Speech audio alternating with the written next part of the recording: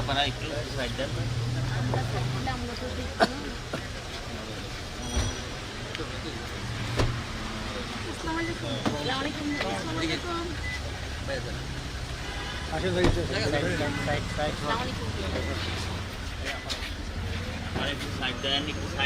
এই স্থায়ী কমিটির সদস্যরা নামলো অনেক সিনিয়র লেভেল।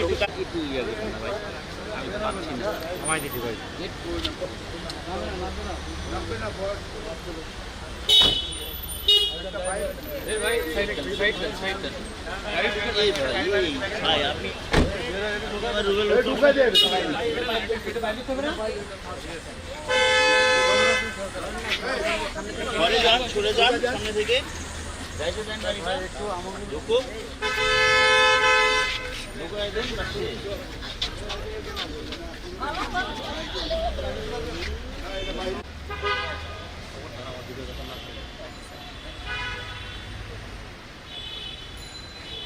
না গায়ে দূরে থাকেন সামনে।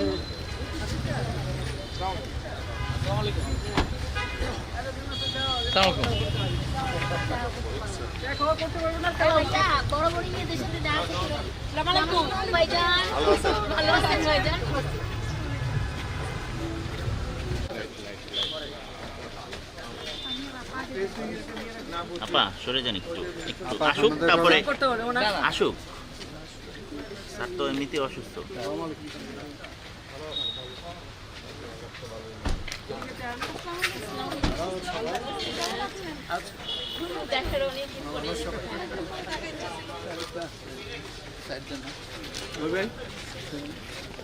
যান ঢুকতে দেন। হ্যাঁ যান।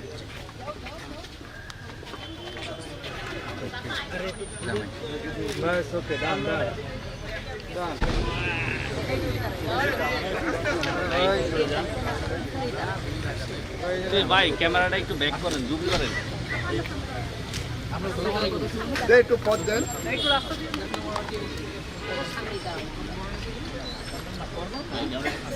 আমরা ক্যামেরাটা আপ করেন এটাকে ভাই, ক্যামেরাটা আপ করেন যে পথ দেন ঢুকবে কেন?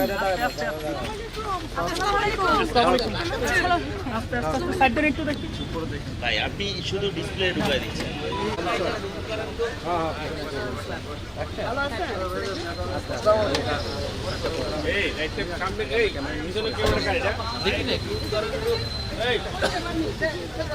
আসসালামু আলাইকুম। ভাইয়া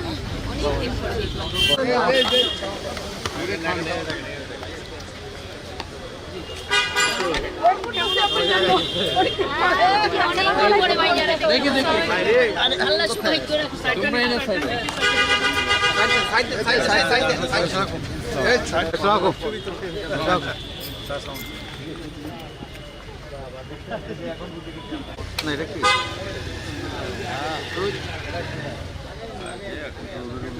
ভাই পিছাই মানবদা, এই রেল ভাই পিছাই একটু, আমরা আপনাদের জন্য তো কিছুই পাবো যাচ্ছে না। এই সামনে কেউ যাবো, সামনে গেল, সামনে গেছে কিনা, এই সামনে যায়েন না, সামনে যায় না, এই সামনে যাই কে, এই রিপন ভাই সরো এই পথ দেন না।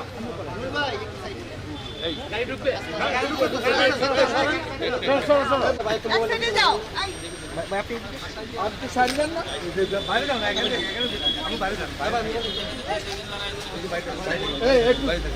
উনি ইশারা দিচ্ছেন বাইরে থাকেন আপনারা, এখানে আমরা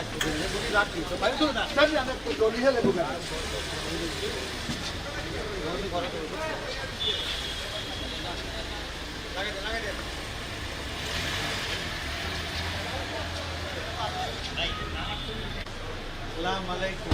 Mr. Abbas.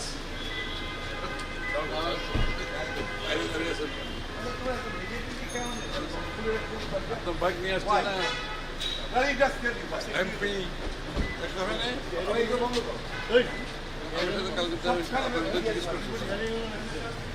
কে আল্লাহর কাছে অশেষ শুকরিয়া আদায় করছি যে আল্লাহ তাআলার অশেষ রহমতে আমাদের দেশের গণতন্ত্রের আপসী নেত্রী, জনগণের সবচাইতে আদরের নেত্রী, যিনি স্বাধীনতা, সার্বভৌমত্ব, গণতন্ত্রের প্রশ্নে আপোষহীন, তিনি তার চিকিৎসার জন্যে আগামী 7 তারিখে তিনি সম্ভবত রাতে তিনি লন্ডনের উদ্দেশ্যে যাত্রা করবেন তার চিকিৎসার জন্যে। সেই কারণেই আমরা জাতীয় স্থায়ী কমিটির সকল সদস্য আমরা আজকে এসেছিলাম তাকে বিদায় শুভেচ্ছা জানাতে, এবং সেই সঙ্গে আমরা তার সঙ্গে আলাপ করেছি এবং কথা বলেছি এবং পরম করুণাময় আল্লাহ তাআলার কাছে এই দোয়া চেয়েছি আমরা যে আল্লাহ তাআলা তাকে যেন সম্পূর্ণ সুস্থ করে আবার আমাদের মাঝে, দেশের মানুষের মাঝে ফিরে নিয়ে আসেন, এবং আমাদের যে গণতন্ত্রের জন্য যে আমাদের সংগ্রাম চলছে সেই সংগ্রামে তিনি নেতৃত্ব দেন এবং সেই সংগ্রামকে সফল করেন। বাংলাদেশের মানুষেরও সেই প্রত্যাশাই আমরা আল্লাহ তাআলার কাছে এই দোয়া করছি যে তার এই যাত্রা যেন সফল হয়, তিনি সুচিকিৎসা করে আবার আমাদের মাঝে ফিরে আসতে পারেন। এই বিষয়ে আরোগুলো আলাপ হয়েছে, আমাদের সেই রকম কোনো ধরনের রাজনৈতিক আলোচনা হয়নি। আমরা সবাই তিনি যেন সুস্থভাবে যেতে পারেন এবং ফিরে আসতে পারেন সেই কামনা করেছি। ধন্যবাদ আপনাকে।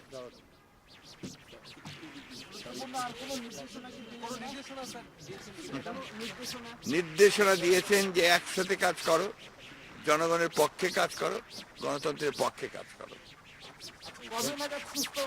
এটাকে আমি বলতে পারি? কি বলবো বলেন? চিকিৎসকরা বলবে। আমরা আশা করি খুব শীঘ্রই তিনি চিকিৎসা শেষে ফিরে আসবেন।